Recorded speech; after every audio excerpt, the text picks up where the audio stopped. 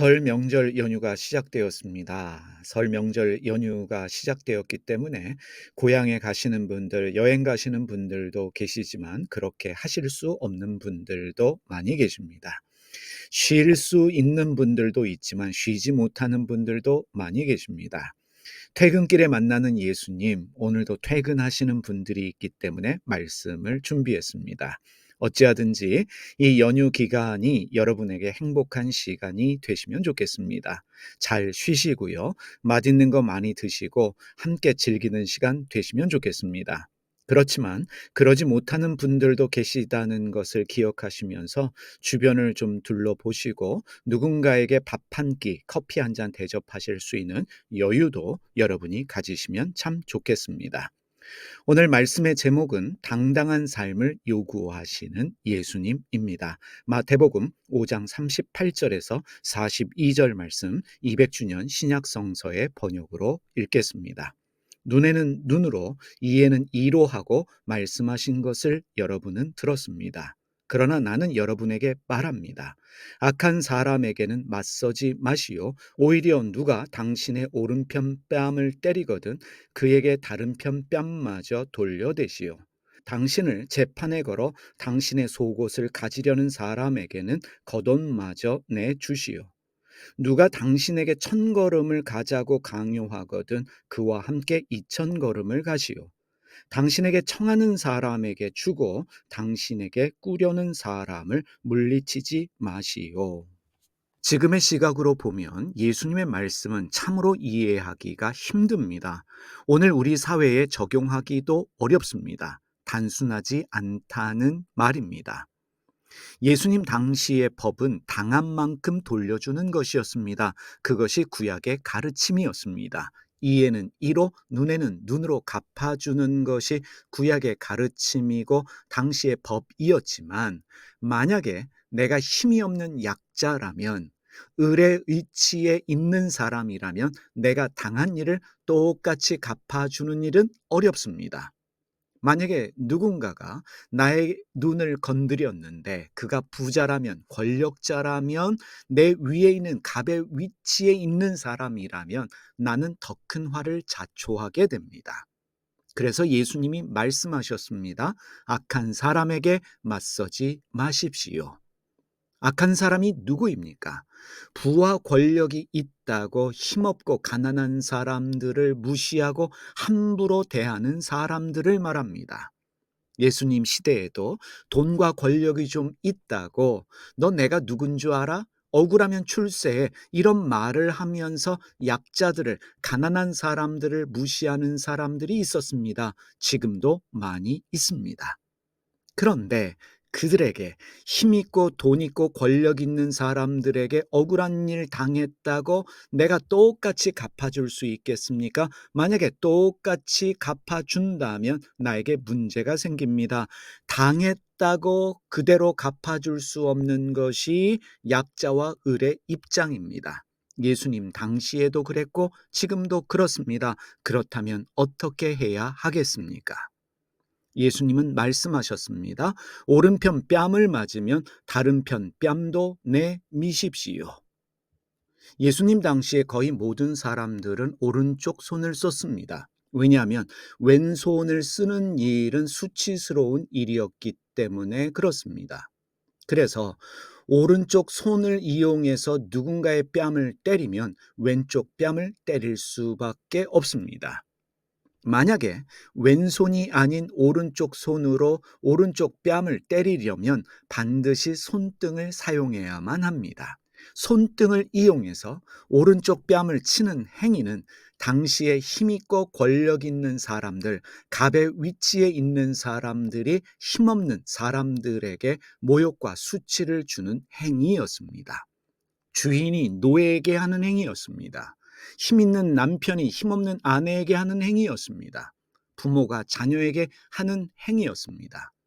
넌 내 밑에 있는 을의 위치에 있다는 것을 잊지 마라. 너는 별 볼 일 없다. 힘도 없고 권력도 없고 돈도 없는 인생이다. 한번 덤비려면 덤벼봐라 라는 의미로 하는 행위가 오른쪽 손등을 이용해서 누군가의 오른쪽 뺨을 때리는 일입니다. 사실 때린다기보다는 툭툭 치는 행위입니다. 기분 나쁜 일이지요. 만약에 같은 신분의 사람이 그런 행위를 하면 처벌을 받았습니다. 오로지 힘 있는 사람이 힘없는 사람에게, 갑의 위치에 있는 사람이 을의 위치에 있는 사람에게 할 수 있는 행위였습니다. 내가 기분 나쁘다고 나의 오른쪽 뺨을 손등으로 치는 사람에게 덤빈다면 그것은 자살과 같은 행위였습니다. 처벌을 받는 행위였던 것입니다. 그런데 예수님이 말씀하십니다. 왼쪽 뺨을 대라. 무슨 뜻이겠습니까? 왼쪽 뺨을 내민다는 것은 나도 너와 같은 똑같은 인간이다. 때리려면 정정당당하게 오른손으로 나를 때려라. 그래서 만약에 그 사람이 왼쪽 뺨을 때리면 품위 권위가 없는 몰상식한 사람이 될 수밖에 없는 것입니다.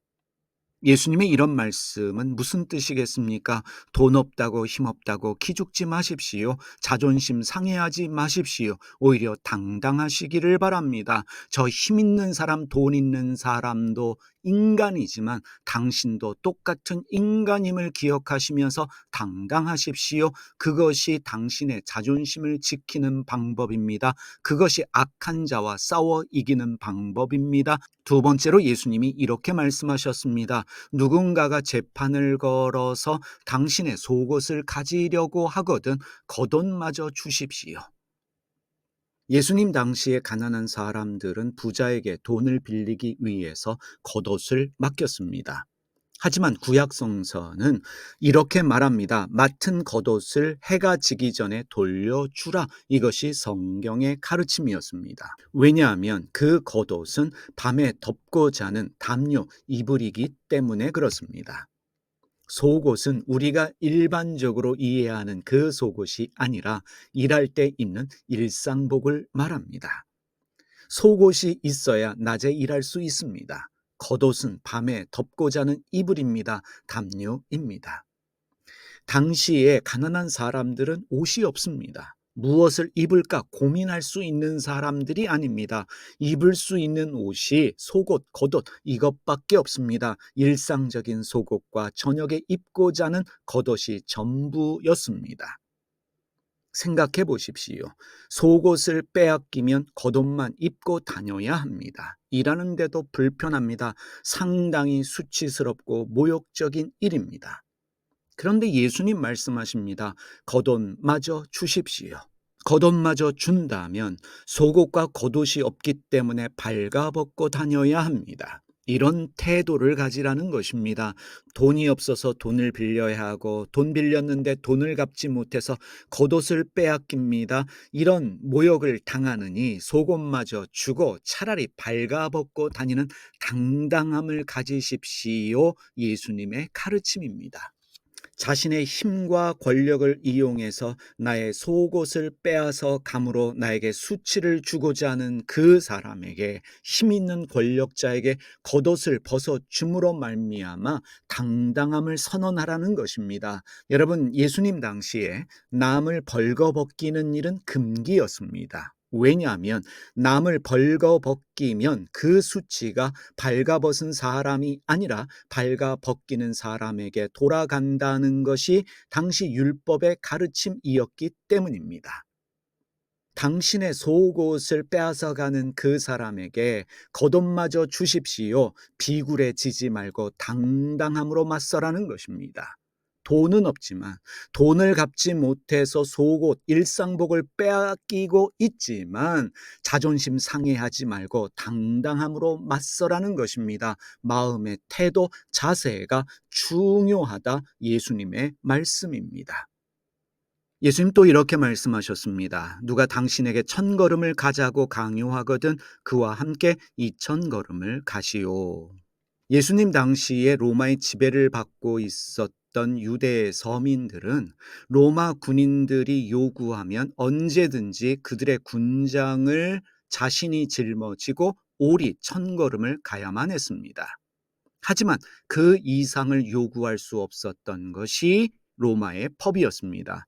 만약에 로마의 군인이 식민지 사람들에게 1000걸음 이상, 오리 이상을 요구하면 그 군인은 처벌을 받게 되어집니다. 30kg가 넘는 로마 군인의 군장을 자신이 메고 가야 한다면 그 당하는 사람의 입장은 어떻겠습니까? 매우 당황스럽고 모욕적일 것입니다. 재수 없다고 생각할 것입니다. 빨리 가기를 원할 것입니다. 그런데 예수님 말씀은 이것입니다. 오리를 가서 1000걸음을 가서 더 가겠다고 우기라는 말씀입니다. 그러면 이런 상황에서 누가 당황스럽겠습니까? 1000걸음을 더 가겠다고 하는데 당황스러운 사람은 로마 군인일 것입니다. 자신이 처벌받을 수도 있기 때문입니다. 이렇게 당당하게 나가면 처지는 역전될 수밖에 없습니다. 누군가 오른쪽 뺨을 때리거든 왼쪽 뺨도 내미십시오. 누군가가 당신의 속옷을 빼앗고자 한다면 겉옷마저 주십시오. 누가 1000걸음을 요구하면 2000걸음을 가주십시오. 무슨 뜻이겠습니까? 당당함이 이긴다는 말씀입니다. 여러분, 비굴해하지 마십시오. 마음 약하게 먹지 마십시오. 예수님은 우리에게 말씀하십니다. 힘 있는 사람도 인간이고 힘없는 사람도 인간이다. 돈 있다고 인간이고 돈 없다고 인간 아닌 게 아니다. 힘 없지만 돈은 없지만 기죽지 말고 너도 똑같은 사람이니 똑같은 인간이니 기죽지 말고 당당하게 살라고 우리에게 말씀하십니다. 그리고 예수님이 이렇게 말씀하셨습니다. 당신에게 청하는 사람에게 주고 당신에게 꾸려는 사람은 물리치지 마시오.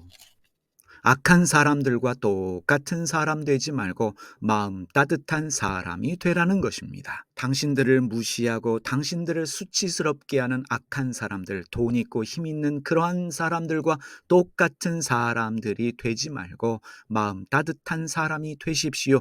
좀 다른 사람이 되십시오. 예수님이 우리에게 말씀하신 것입니다. 다시 말하면 친절하고 너그러운 사람이 되십시오. 나도 가난하고 힘없지만 나보다 힘없고 가난한 사람들이 있습니다.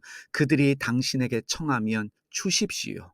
당신에게 누군가가 꾸려고 하거든 그 사람을 물리치지 마십시오. 나보다 힘없고 가난한 사람들에게 친절하고 너그럽게 대하는 사람들이 되십시오. 당신은 누군가의 오른쪽 뺨을 때리려고 하지 말고 누군가의 속옷을 빼앗으려고 하지 말고 누군가에게 오리를 가자고 요구하는 그러한 무례한 사람 무시하는 그런 종류의 사람이 되지 마십시오. 우리에게 가르쳐 주신 것입니다.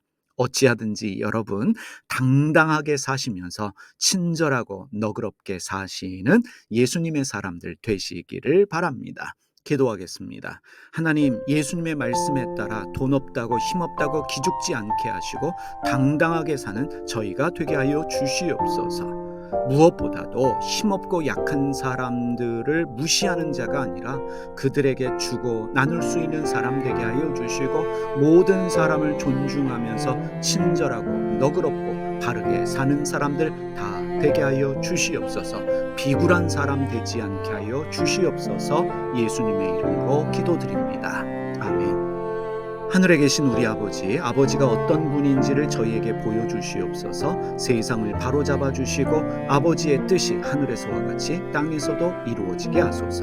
오늘 저희에게 일용할 양식을 주시고 저희에게 빚진 사람들의 빚을 탕감하여 준 것 같이 저희 빚을 탕감하여 주시옵소서. 저희를 유혹에 빠지지 않게 하시고 나쁜 일을 당하지 않게 하소서. 아멘.